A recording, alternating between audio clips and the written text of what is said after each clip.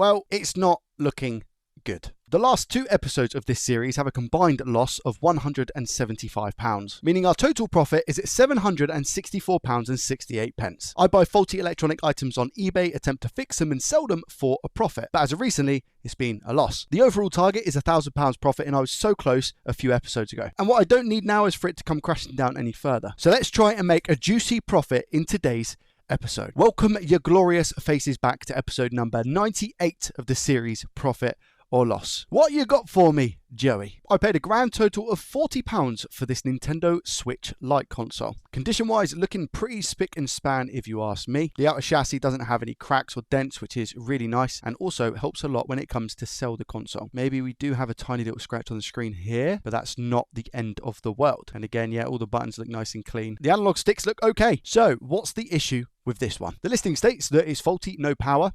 Received in a large bundle of switch lights. Console receives no power when connected to a voltage reader. It sits on 0 amps. Does look like pins are damaged in the charging port. Now this tells me that someone is competent enough that they actually own an ammeter. What is an ammeter, Joey? This is an ammeter. You plug it in, it's got a USB-C connection here to the device, and it will give you a reading on the amount of current that's going through the device itself. It's used for diagnostics for helping fix devices. The fact they've got an ammeter and they've tested this already means that they've got some sort of experience when it comes to these devices. They've also said it looks like the pins are bent in the port, so let's check that out. Zooming in on the actual port then, I can see exactly what the seller was talking about. If I kind of put the port like this, we can see on the bottom we have some loose pins just here. How is the port itself? That port does not feel or look great. Can you see how bendy that is? Which doesn't give me much hope for the sense that all the traces are actually intact, so this might be quite a difficult repair. What I'm actually more concerned about is the fact that down there it looks like liquid damage, so I don't know if something has potentially corroded the board itself, but we can see just a little bit of liquid damage down the back of that port. So I'm not looking forward to it. However, I'm going to try and keep positive. Doesn't look like it's been opened before, as we can tell from the screws, unless we have yet again another magician of consoles. Let's go ahead then and take this apart and see if we've got any liquid damage. Please, no liquid damage. Just making sure there's no game. No, there's not. Too early to tell, but metal chassis is looking good. Here we go. This really is the moment of truth. It is not looking good. We have the pink polka dot here. The majority of the damage actually comes from the daughter board. From what I can see, we have a bunch of corrosion over here. Don't know what this side of the board is going to look like. I need to get a little bit closer, but yeah, I think maybe liquid damage came through the port, and yeah, definitely daughter board is not looking good. Is this going to be fixable or savable? That is the question. Let's take it apart a little bit further. Now that we've got some more components out, how does this actually look? So I can see we've got what looks to be some liquid damage up here, right by the card slot, which is fine, that's okay. Down by the max IC down the bottom, we've got quite a bit of liquid damage as well, where we've got, yeah, wow, look at that. That's where we've got the battery terminal itself. We've got the liquid damage that, again, has probably come through the actual port here. It's not looking good. All on this board. Most probably all on the back of the main board as well, I would go ahead and assume. We've got some rust down here, a little bit of liquid damage there. But yeah, I think the back of this board is actually going to be a lot worse than what this side is, if I'm honest. Look inside the connector here. Again, not the worst I've ever seen, for sure. And then we go over to the daughter board itself. We've got some over there, and then we've got a heap of stuff going on over here. Yeah. Lots of corrosion, and unfortunately, it's not something that I would be looking to sell, even if I was to fix this. This would definitely be one of those occasions where I would fix this for fun, just to see if I could get it back up and running. But in the wise words of profit or loss, I simply don't think it's going to be worth it. If I had an ultrasonic cleaner, again, it might be another conversation. But I don't currently have one due to lack of space. So annoyingly, I think what I'm going to have to do with this one is put it back together. I definitely don't need any cases or chassis or anything like that. I've got tons of these, and I'm going to list it on eBay, and I'm going to see if I can maybe get £30 for it. But it's definitely not a good start to the episode, is it? Not me saying that I won't be able to fix this, because if I give it a decent drench with IPA, I actually think we could probably get it working if I was to swap out the daughter board. But I'm not willing to then sell that on eBay to somebody where it may break in a week's time or a day's time, you know? I think that's probably going to be the safer option to avoid any issues on eBay. But again, maybe somebody wanting a nice shell will pay that money for the console. So I'm not going to put the the battery cable back in. And I'd love to turn around and say, let's just pretend this never happened, but I'm going to have to account for it in Sally's spreadsheet. Okay, item number one, not so great, but let's move on to item number two and hopefully turn this around. Always very sad where I have to literally, this is that switch, by the way. Very sad when within 5-10 minutes, I'm putting it back in to sell on eBay. Kind of sucks. In my years of doing this, I've not seen something quite wrapped like this. I don't know what's happened here, if I'm honest. It's, I think you guys could probably tell what it is. It's like they've done like a custom wrap job and just placed bits of cardboard and then tape over it, but separate pieces of card. I don't know. I think for the first time in a while, we're going to open this together and see what's going on. I don't quite understand what's going on. All right, and now it's a pasta parcel because we got the next layer. I mean, they've done a good job of protecting it because nobody was going to get in this easily, ever. And you'd obviously much rather them like this than with no packaging at all, you know? I feel like that was more complicated than the fix. I've just had a look at the eBay listing for this one. I don't know what to think. It took me ages to find this console, purely because it was listed as a Blu-ray edition console, whereas this one is in fact a digital edition, as well as the fact that, as you can see, on the panel, we've got this streak down here and a line up here, and that's the same in various photos. But if I take the panel, just remember this line down here, it doesn't have that line down there. So I was trying to match up which one was which. It's got this one, but it doesn't have this massive stain, which can be found just down here. The description for this listing is even better than the pictures. This PS5 console is not tested, but looks very intact. I list it as parts or non-tested or DIY. Now, that could mean a plethora of things. I should probably mention that I paid £140 for this PlayStation 5, which is probably why I took the gamble with the lack of description. Does it actually work or not? The warranty sticker is missing. I can also confirm this screw here does look a little bit lopsided, so I'm just going to see. Because it's the wrong screw. So it's going to be an interesting one. I will fire it up to see if we get any power and see if it works. Do we get any beeps or anything? Nothing. Completely stone cold. Let's start taking this apart. I think I've made a huge mistake with this one. This episode in general, I think might end up being a huge mistake. Oh no. This feels like a huge screw down here, which definitely shouldn't be here. And can you see the plastic is coming away as well? That's broke. Somebody is completely messed up where the screws go in this console. Yeah. All of these screws are also threaded, so I don't think I'm going to keep any of them if we manage to get something right with this console. I'm going to assume whoever took this apart previous definitely used a electric screwdriver or even a drill with a screwdriver bit. Okay, out comes the fan. Let's take off the main cover and see what we've got. Well, it's definitely this has definitely been off before. That is the most mangled wire I've seen for the LEDs. Nonetheless, maybe it's okay. It just needs tucking back in. I don't know. I'm going to leave that for the time being. Yeah, it's definitely been opened further, that's for sure. Look at this as well. Jeez. Look at all the pins on this connector. Just bent back.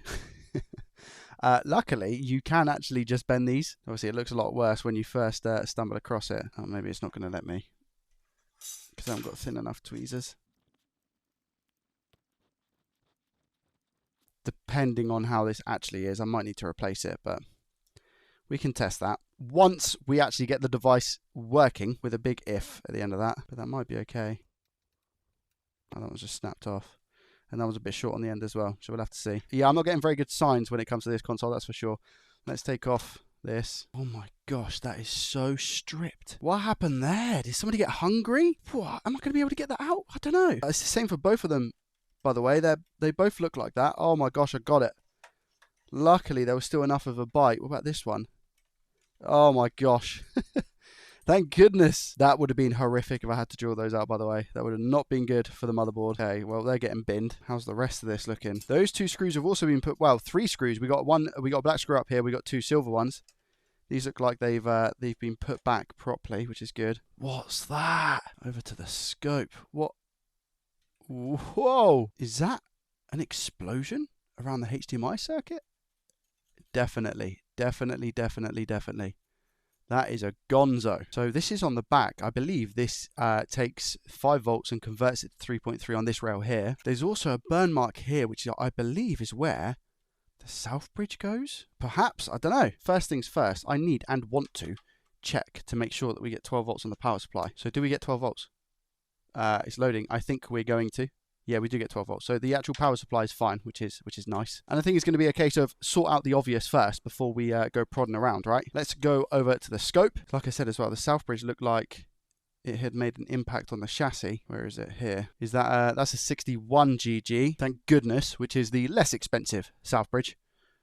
Okay, so that looks like it's been absolutely derailed as well. Let's just check. Is that?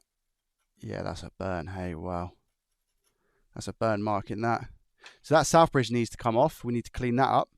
Let's do a quick board visual inspection. I think it's definitely going to be worth it, all things considered. I wonder then if the south bridge went boom, which in turn is what made the HDMI circuit go boom, because obviously that's all connected. So I wonder if that is the case. And how much of our circuit is actually damaged here. Is the HDMI okay? Yep, that's a factory port as well. The HDMI encoder IC, the Panasonic E98, looks okay. I think I want to sort that out first. I think I want to sort this area out and see what damage we have. And then we're going to have to replace the south bridge as well, aren't we? But let's get this one sorted first. One step at a time. Slowly and easy does it. And we should be able to get this fixed. You're probably thinking, Joey, this is an absolute monstrosity. Why are you pretty confident that you're going to be able to fix it? Well, it's pretty evident where the issues are. It's different from not being able to see exactly what's blown up on the board, you know, and searching around for a short, not being able to find a short. At least here, the problem presents itself. So that is why I'm actually pretty hopeful on this. It does also really depend on how far down that damage has gone, you know, and how severe it is. Right, let's crack on, shall we? So we're going to remove this first. Probably get that little resistor next to it as well, and just slowly rebuild this circuit. But we also have to hope and pray that it's not charred itself to the board, as in like welded itself. Okay, fine, see you later. Let's just get a little bit of flux here. To be honest, it looks okay. Yeah, it is. Sweet. I think even that little cap next to it is going to be okay. Let's give it a nice clean.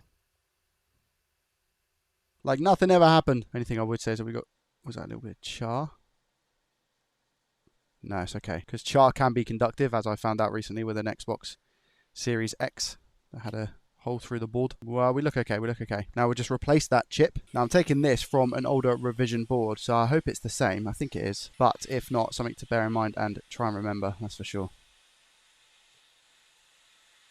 Pop that down there. Apply just a tiny bit of flux around the IC. Lower our speed to about 30%. Try and minimalise the amount of flux that goes everywhere.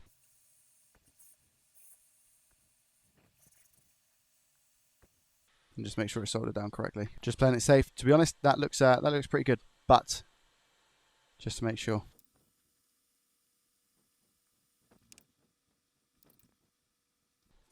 There we go. Nice secure chip. Nice little clean. There it is. That component's been replaced and sorted. Wicked. Let's sort out this Southbridge IC then. Pin 1 being down here. Temperature, we're going to go 480 degrees Celsius to get this off the board with an airflow speed of 99%. Now, I do need to be cautious, and the reason I need to be cautious is because of the fact we don't know how much burn we've got underneath. So we could be messing with some pads here that have been really damaged. So I need to apply as much flux as possible and get this off nice and cleanly, hopefully. Inject a bit of flux.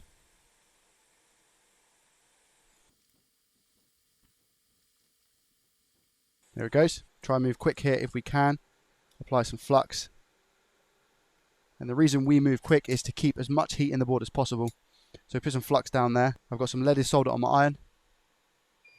I'm just going to mix the unleaded I have here with the leaded that's on the iron to bring down that melting temperature. So that when I use my wick here, it makes it a lot easier for us to wick up the little solder balls. There we go. Now I come through with the wick that I was talking about. My super wick. And I'm going to rest the iron on top of the wick and pull the wick very slowly. And I'm just resting the iron on top of the wick here. Literally resting it. I'm not really pushing down, to be honest. I'm just almost gliding. It's definitely more of a gliding sensation. There we go. And now, clean it up. And what we should be able to see is a nice clean pull. And hopefully no ripped pads. You can't help it. Sometimes it will happen. But that looks pretty good. No ripped pads. No solder mask damage. Nothing like that. I can see one little area which needs a tiny wick just here. This last blob. And I'll trim my wick with some scissors just to make sure that it's fresh. And I'll just get this little last bit of solder There we go. And I do have a south bridge that's already balled, which is a 61GG. So we're going to literally go straight back in here. Put a little bit of IPA here. There it is. The board still has a little bit of toast in it, you know. So here we go. Bit of flux. Spread that around. Make sure it's not really thick. There we go. Nice thin layer. Then we come in with our 61GG that I prepped earlier for like a cooking show. And we're just going to try and place it in the realms of where it needs to be, which I believe is roughly there. Going a little bit closer here and tilt it. Pin 1's pointing directly to the corner. Looks like it's sat down nicely where it needs to be. So now what it's going to be is 460 degrees Celsius on the Atten ST862D with an airflow speed of 99%. Straight over the top. See if we can get this sat down into place. I believe there it goes. And now we're going to add flux. And that flux will now spread, watch. So I just injected it into one place. And now you can see it's gone all the way through the underside of the south bridge. Move that down a bit for you. There we go. And then we just reflow and give it a nudge. Make sure all those balls are connected on the pads. Here we go.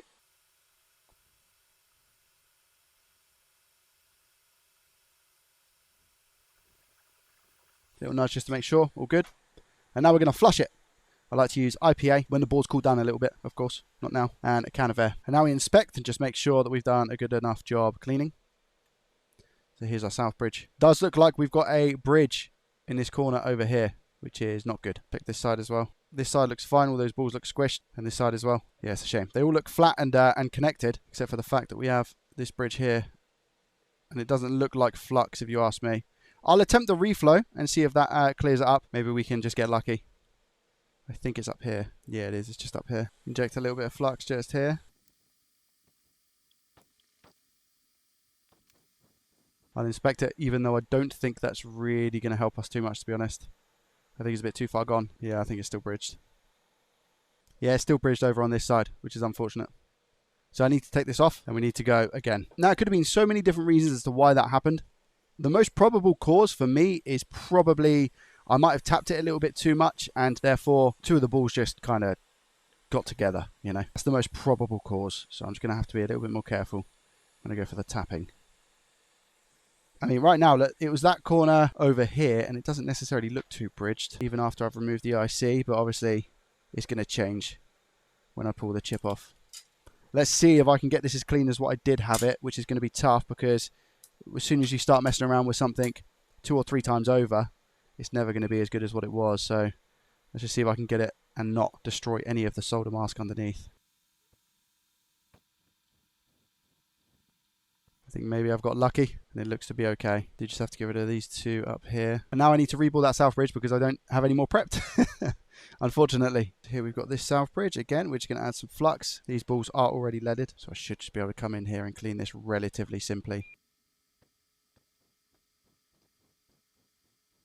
Exactly the same sort of technique that we use. There is a little bit there that we need to sort. Over to the stencil itself. There we go. Make sure it's all lined up okay. We're going to go 0.5 balls here. 0.5 millimeters. Just move them around like that. Just put the rest of the balls in the holes. Make our life easy. Get rid of any stragglers that might be causing us issues. Looks okay. Now we just slowly lift this off. I can see there's a couple of balls that want to come with. Don't know if that's okay or not. I'm just going to take it off and manually reball whatever I need to manually reball, which will take 2 seconds.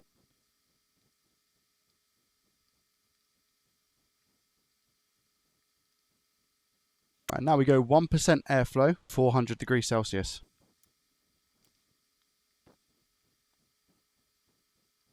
They're all now on their pads, in which case we go in with the flux.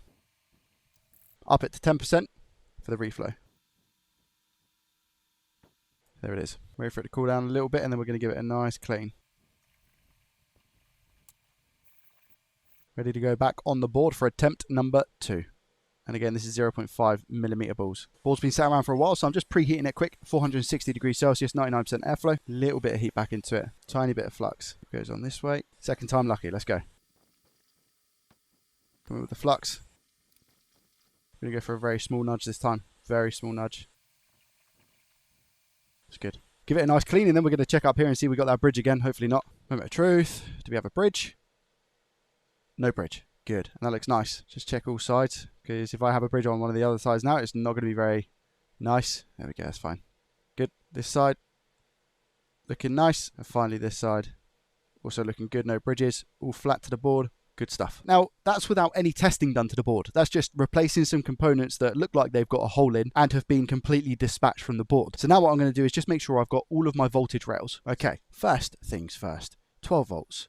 Do we have 12 volts? Yes, we do. Second thing is second. Do we have 5? 10? I've never seen 10 there. That's really, really strange. And I don't seem to get 3.3 on where I think I should be getting 3.3. So to be honest with you, I still think we have an issue somewhere, and I don't want to press the power button in case I do royally mess something up. I'm really concerned that we've got 10 volts here, 9.2. Never seen that. Instead, I'm going to continue poking around to see if maybe we have a short somewhere. I don't have the 3.3 line, so I'll check that first. Okay, so I'm pretty sure we're going to get 5 volts either here or here, and then 3.3 is meant to trickle down to this one. So let's measure. Is that a diode? That's a diode, right? I think it's in continuity mode, which is the mode that beeps. So do we have a short on the 3.3 as suspected? Is there a short here? 3.3? 400 ohms though, which doesn't really seem correct. I'm pretty sure the 3.3 gets carried over to here as well, and there's no short on that line. So we have 488 ohms, 484 ohms.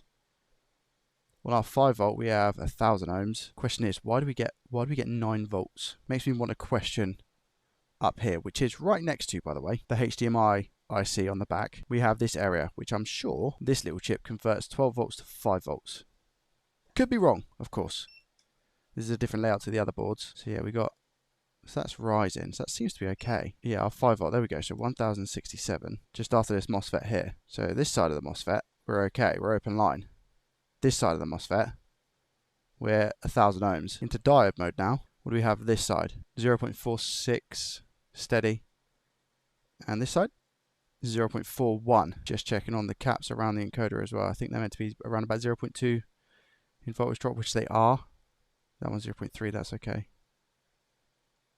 0.36. But I believe these ones are okay, right? Yeah. Okay, bearing in mind what I found on that circuit, let's just check the fuses. Okay, I think I found our issue. So we got F7502 just here, which the arrow points up to this area. If I measure through the fuse, we get 700 ohms of resistance. And we have a short on this side.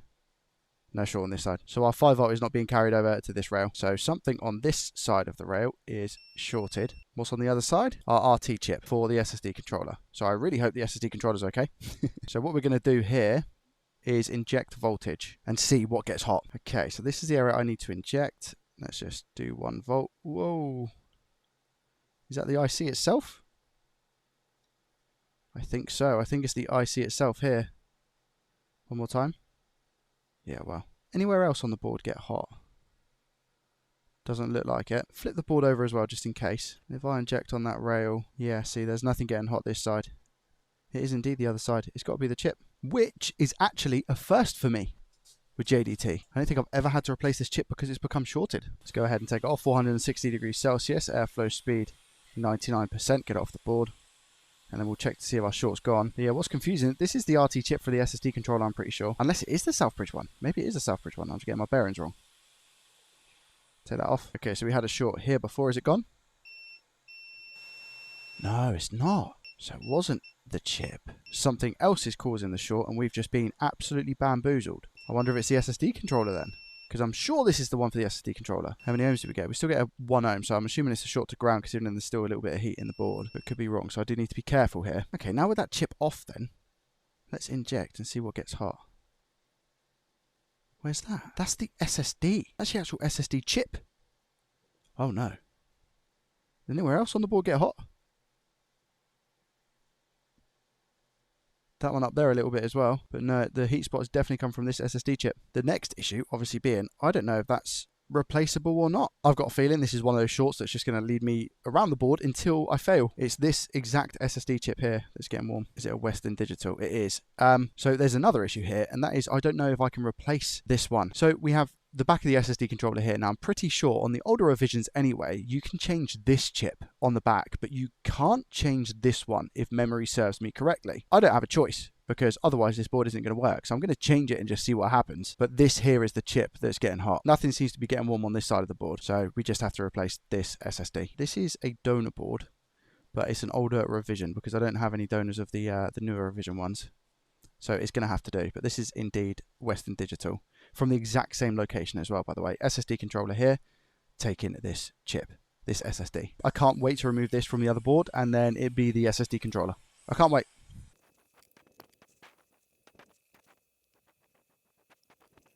Back over to the one that we're working on. I'm going to remove this and then test to see if our short is gone, just to make sure that I'm not being bamboozled. Right, let's quickly go in and clean this pretty much straight away. Maybe need to put a little bit of solder mask just up here on these two pads, but again, sometimes it just can't be helped. Has our short gone? That's the main question. Where's the multimeter? Right, let's find out. Come on. No. What's that? 10 ohms? 5 ohms? A 5 ohm short, 4 ohm short? This side is ground and, oh, that's also coming as 4 ohms. So this is still shorted? It's having me on. It's having me on. That's what it's doing. It's playing around. All right, cool. Yep, 2 ohms now and dropping. And let me guess, you're going to be very funny. And when I inject now on the short, it's going to tell me this SSD chip is the one that's getting hot. Right, over to the thermal cam again. Here we go. I'm going to inject. As suspected, it's showing me that exact chip that I just pointed to is the one now getting hot. Okay, all right. As Alex would say, this board wants to play games. So what I'm actually going to do is remove the heart of the SSD chips, which is the SSD controller IC. This is in fact a 62GG, which is the common SSD controller IC. And I wonder if our short goes then. I could go ahead and remove the other SSD chip, but I don't think it's going to work if I replace them anyway. So therefore, I choose the SSD controller. Even though it's not the one getting hot, this could be a huge mistake, but I'm done messing around.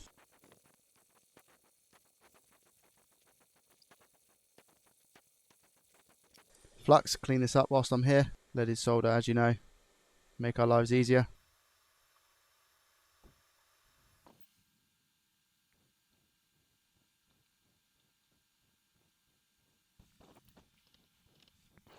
Heat back into the board, because the flux has got all sticky now. I want to sort it out. Nice. Nice clean pull on the SSD controller, that's for sure. Do we still have our short, or am I going to pull the remaining, what's left of my hair out? I dare you. Be there a short. 3, 2, 1. I don't believe it. I'm going to let it cool down, because I'm pretty sure this is the line that is meant to be... Oh no, wait, I think this line is the one that's meant to be 50 ohms. I'm not too sure about this one. What do we have? 7 ohms. I don't believe it. This board is laughing at me hysterically, by the way. 7 ohms. Ground is definitely 0, whereas this is now coming up as 7. So it was 0. It was zeroed out with ground for sure, but now it's 7 ohms. I don't want to inject on 7 ohms because that might be APU sort of territory. So I'll tell you what we're going to do. Take out this SSD chip that was getting hot. The best part about all of this, the components I've removed, I can't trust any of them because they all could have been faulty. Not even going to bother wicking that up until I know for sure the short is gone. Short, are you gone? I think it is. I think the short's gone.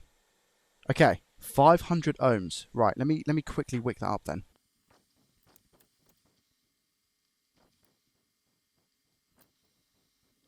Okay, so short gone. That's wicked up. This one's wicked up. I'm missing the SSD controller. I'm missing this, obviously, RT chip now as well. So I'm going to get 2 SSD chips reballed. I need one for here, obviously, and one for here. Again, though, I'm pretty sure one of those you can't replace because one of the SSD chips is, I think 2 of the SSD chips, or even 3, are married to the board. And I believe the one that I've originally taken off is married to the board. Who knows? I'll rebuild 2 of the SSDs, put them on, and we'll go from there and see what happens.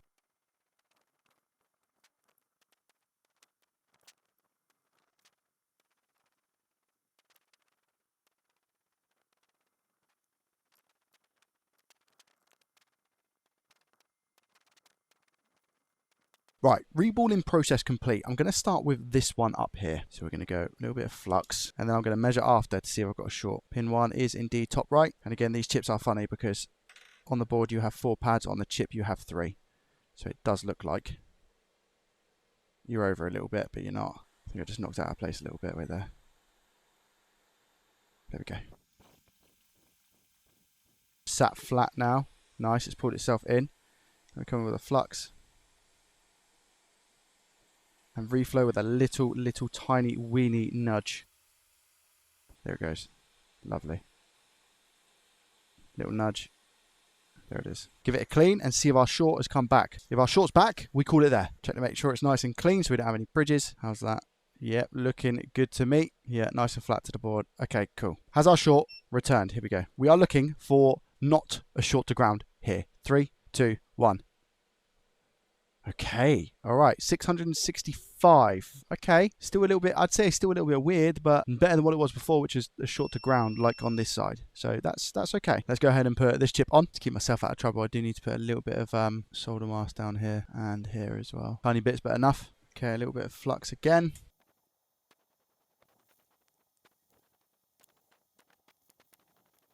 Check again. Make sure. Yeah. All flat. All nice. All good. Let's see if our short has come back. Now, if our short is not here, SSD controller installation time, which I'm going to use a donut. I'm not going to use the one that I took off just in case. And then we can actually turn it on and see if it works. Right. Short, are you still not here? Okay. Short is still not here. 662 ohms. Time to install the SSD controller IC. Again, flux. Enough to cover the whole place, but not too much. Nice 62 GG here do we have. All prepped and ready. Balled. Lovely.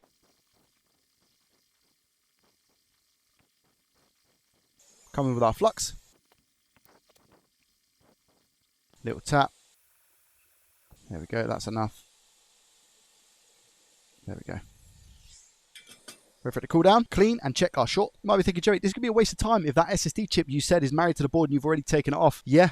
And the chances are probably both of those SSD chips that we took off had issues because they were both getting hot. I don't think one was causing the other one to get hot, you know. And just to confirm that we're okay with the SSD controller IC. Did I clean it well enough and did I solder it on the board well enough? Looks good to me. Check this side as well. Looks nice. Yep, cool. This side also looks good. Okay, sweet. Now, if the short is not there, there is only one more component to replace, and that is the power management IC, this one here, for the SSD controller. Here we go. Do we have a short here? Yes or no? No. Still... Okay, it seems to be a little bit all over the place, to be honest. 400, 500, 600... 620, but it's not shorted, is it? Because this is ground, and this isn't. It's down to about 300 ohms now, which is a little bit different. Okay. Let's get this chip on, and hopefully be done. Honestly, I would say I'm probably around about 20%. No, I'm not even going to be that generous. I'm going to say 10% that there's a chance this is going to work. Honestly, I think around about 10% or so. And do you know what the worst thing is? I probably can't even sell it as spare parts because of how much I've done to it, you know. Unless I put a real big description saying, oh, I've done X, Y, Z. A, B, C, D, E, F, G, H, I. Like a lot of stuff, you know. I'm just reflowing this now in place. Making sure we're good. There we go. Come off the hot air. All right. Final little clean. I do have faith that this is soldered. I will double check though, because I've been wrong 17,000 times before. Yeah, you're good. And it's definitely on the right way, Joey. Yep. Oh, one more thing. How could I have forgot this bad fuse? Because I'm assuming you're still not fusing. No. But our short, again, is definitely gone from this side now, which is nice. But we do need to replace this fuse because it's not doing its thing. There we go. It has been an absolute pleasure. And now we do the fun bit, which is, are you going to work? Even though we've replaced probably one of the main SSD chips. Well, I think the main question on everybody's lips is, do we still get 10 volts or 9 volts here? Because if we do, I'm pretty sure this isn't going to work. And I've pretty much just wasted all of my time. Let's see. Oh dear. Well, this doesn't look very promising, does it? And I still don't get 3.3. Okay, I still get 12. Yeah. Well, regardless, it's been emotional is the word that I'm going to use. What happens? 3, 2, 1. Nothing. Oh no. This is just super weird how I get 9.2 volts on the 5 volt rail. I'm sure it's 5 volts. Why would I be getting 9 volts on a 5 volt rail? I don't understand. I'm not smart enough to understand that, unfortunately, either. which sucks. And up here we get 6 volts. Like the voltage is just all over the place. 5, 6 volts here. So something's not doing its job somewhere. And these are the USB ports as well. So we should have, what, 5 volts here, right? Shouldn't be 12 volts on the USB ports. It should be 5 volts. 40 ohms. Okay, so something's dragging it down to 40 ohms. And it's back to 9 volts. I have no idea what's going on with this. I think the damage on the south bridge and the SSDs shorting out, which was super weird. And I also think that I've removed an SSD which is paired to the board, that amongst the other chip that we had that had pretty much a hole in it. I think I'm well out of my depth here, truth be told. It could be anything in this circuit as well, I guess. Even on the other side, the HDMI circuit, that's throttling, well, not even throttling, but boosting 5 volts up to 9 volts. Again, that's so strange. And I really, really, really don't know what that could be. And now again, I'm scratching my head on whether to keep this or to sell it. This is one of the newer models of the PS5, even though it's a Slim. And the power supply that we have down here is completely separate to the previous revisions. And I've only got one of these, I think. So again, it'll be really good to be able to just use that power supply should anything go wrong in the future. But I'm then going to be absorbing another £140 cost. If I'm honest, I can't believe our luck today has been rotten, as well as the last couple of episodes has been really bad. Profit or loss giveth, and then profit or loss taketh. I've spent a whole day on this, a whole working day. I've not even done any of the editing, nothing. So I am in fact going to leave it there, unfortunately. And I'm sorry that I haven't been able to fix this. Let's head on over to Sally to confirm our latest total. Well, if I separately go ahead and do the Nintendo Switch Lite, so that was £40. Sell price, so I'm going to put £25. So I think that's all I'm going to be able to get for it, considering it's water damaged, which sucks. So if I go equal minus 17.25 minus 140, we're £157.25 down this episode. Minus 157.25, which really hurts, by the way. Really, really hurts. Takes us to a measly profit of £607 and 18 pence. I was so close to reaching that 1,000. This one stings a lot, by the way. And now I feel like we're just going in the opposite direction, and it's a tough one. If you enjoyed watching this video, I'll leave episode number 1 from the playlist up in the corner of your screen right now. Thank you very much for watching. Again, I'm sorry I wasn't able to fix this. You know what? I'm not even going to ask you to like the video today, but subscribe if you're new around here. I appreciate you. Have a good rest of your week, weekend, whatever it is for you. And I will see you hopefully in a profitable episode next time. Thanks for watching and peace.